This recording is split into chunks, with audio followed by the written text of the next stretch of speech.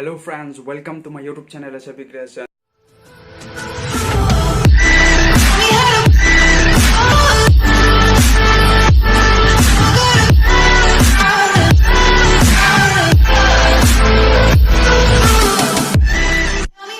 So, नोंथांमोननो आं खोन्थाखादोंमोन Realme 5 नि unboxing आवनो जे बक्सआव मोनसेयावनो माने Oppo f11 Pro फैदोंमोन नाथाय भिडिअखौ आं सेपारेट खालामगोन होननानै बेनिफ्राय बेनो जाहैबाय Oppo 11 Pro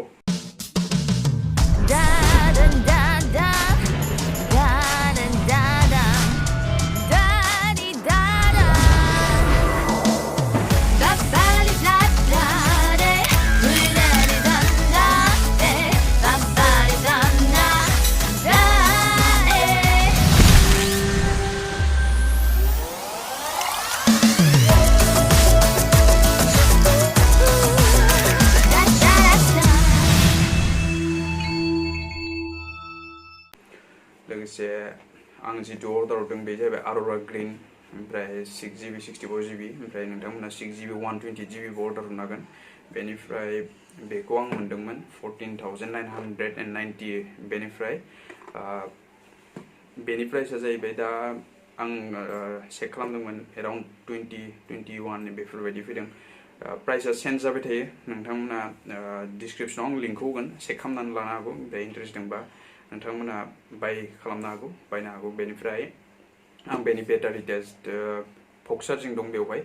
नोंथांमोना बेवहाय नुदों फकासिं बेनिफ्राय राइट साइड खिंजाबो बे दं Oppo लेफ्ट साइड खिंजाबो Oppoनि ब्रेन्डिं दं बेनिफ्राय बेवहाय किसु डिटेल्स दं नोंथांमोना नुनो हागौ स' भिडिअखौ बांद्राय गोलाव बानायालासिनो भिडिअखौ स्टार्ट खालामसै ओमफ्राय आनबक्सिं खालामसै लोगोसे भिडिअखौ मोजां मोनोब्ला लाइक खालाम कमेन्ट खालाम शेयार खालाम लोगोसे चेनेलाव गोदानबा साबस्क्राइब खालामदाबाव स' बेखिनियानोमोन आनबक्सिं खालामसै थ' लोगोफोर बेनो जाहैबाय मेइन Oppo f11 Proनि बक्सआ बेनिफ्राय बेखौ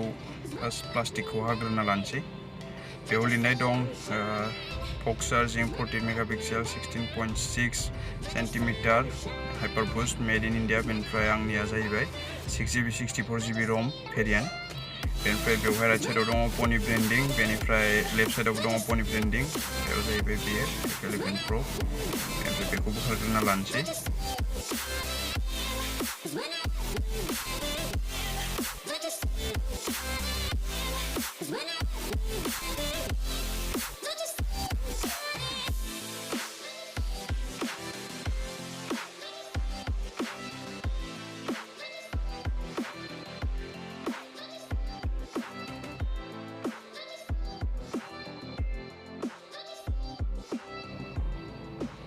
बेवहाय फार्स्ट खुलिनाय लोगो लोगो बेवहाय Oppoनि केस दं आंनि मथेबा बेवहाय बेक कभार दं बेनिफ्राय बेबो प्लास्टिकनि एसे क्वालिटिया मोजां बेनिफ्राय बे जाहैबाय मेनुवेल गाइड बेखौ उनाव नायसिगोन बेनिफ्राय बेवहाय जाहैबाय पिन थानांगौ बे जाहैबाय सिम इजेक्टर पिन बेनिफ्राय मेन जितु डिभाइसआ जाहैबाय बेनो f11 Pro Aurora green variant बेखौ साइडआव दोनथ'नोसै ओमफ्राय सिङाव मा दं नायनोसै बे जाहैबाय USB केबल डिसएडभान्टेजआव गोलैयो बेयो एक्चुवेलि टाइप C होनांगौमोन बेनिफ्राय बेयो जाहैबाय फक चार्जिं 3.0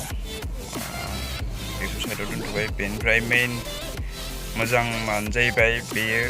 इयारफन होफायो बेवहाय दाना बांसिनावनो इयारफन मोनफाया स' एप्पल लुक्स दं बेयाव इयारफनाव बेनिफ्राय बेखौ साइडआव दोननानै मबाइलखौ अन खालामना लानोसै प्लास्टिकखौ बोखारनानै बेनो जाहैबाय गोदान मबाइल आं बेखौ इउज खालामसै बेनिफ्राय उनखिंजा एसे एस टाइपनि स्टाइलिश लुक दं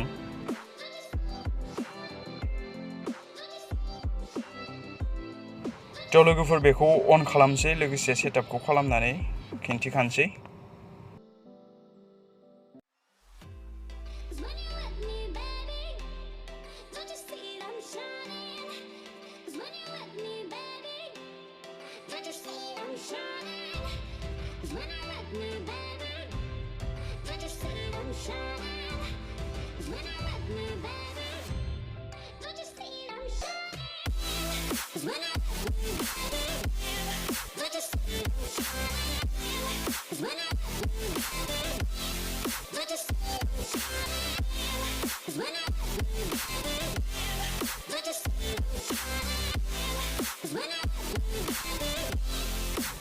So लोगोफोर मबाइलनि सेटआपआ कमप्लिट जाबाय लोगोसे अन जाबाय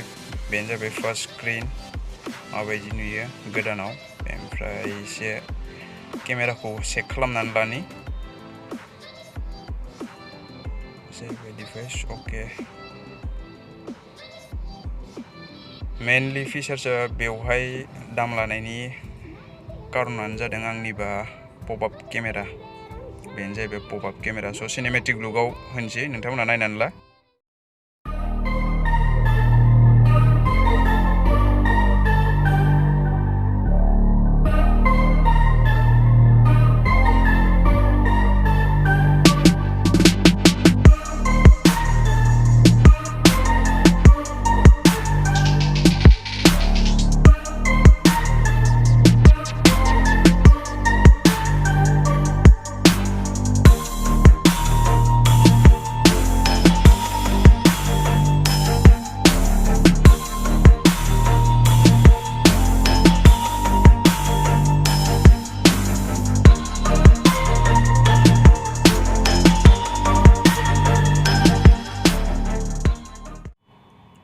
लोगोफोर फिंगारप्रिन्टखौ सेट खालामनानै लानि बेनिफ्राय बेसेबां स्पिड दं बेखौ नायनोसै ओमफ्राय बेवहाय अलमोस्ट स्पिड लादों ओमफ्राय कन्टिनिउ डान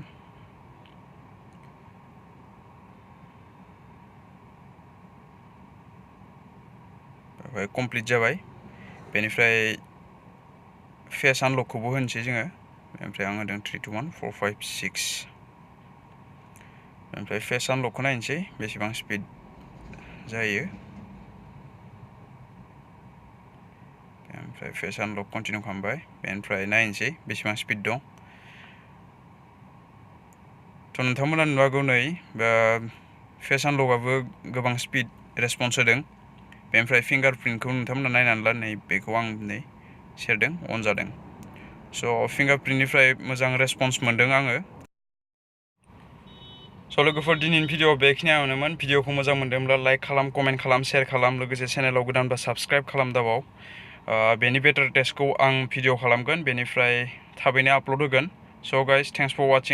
वाचिं SRBCreation स' दिनैनि भिडिअखौ बेखिनियावनो फोजोबनोसै प्लिज लाइक खालाम मोनसे लाइक खालामलां थेंक्स फर वाचिं